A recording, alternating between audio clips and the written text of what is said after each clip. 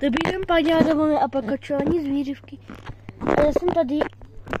A ty kočky, jak jsem vám pustil, takový ty kočky, jak tam bublalo to, ty kočky, jak jsem nahrával, tak ty kočky, jak tam nahrával, tak to jsem byl ve výřivce. A já jsem furt ve výřivce, stejný čas, stejný den. A ptáci. Tam můj brácha dal českou vlajku, tady babičce rostou kytky, tam jsou mraky, tam letí letadlo. Aby jsem nebyl hlavně vidět já. Tam je táta, děda, všichni, tady mám plišáky, tady to je, a plavky tady mám, protože jsem bez plavek, na hatce. Doufám, že mě to není nic bezpečného.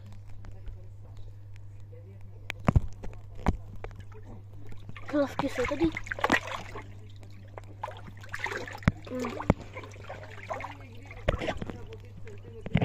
Tam je kamen. A tam je pavučina. Já nevím, jestli to jde vidět, ale tam hustě pavučina. Taková hustá pavučina tam je. Tady muchy. Tady jsou přesně u sousedů. Co to tady je jasně? Co to je? Jsem zapomněl. Jo, tady jsou brusínky, nevím, jak se teďka jmenuje. Rybíz. A jedno ochutnám. Tady mám klubky. Protože jsem VIP. Mám 3 počítače. Jedno mi tam hovno spad.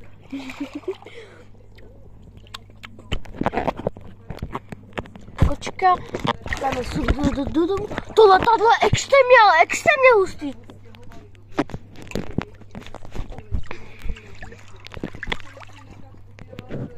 A ještě bych vám něco... Tady máme jabloní, tady máme nějaký kytky, tady máme píchačky a tam je nějaký papír, jsem tam hodil. Já jsem na výřivce, která se jmenuje Intex. Takhle vypadá. Tady je to Intex. Kde je Intex například? Tady Intex. A vy si taky si kupte, protože to je velká zábava.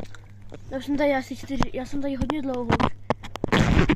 A po obědě jsme se šli, takže už jsem tady dlouho.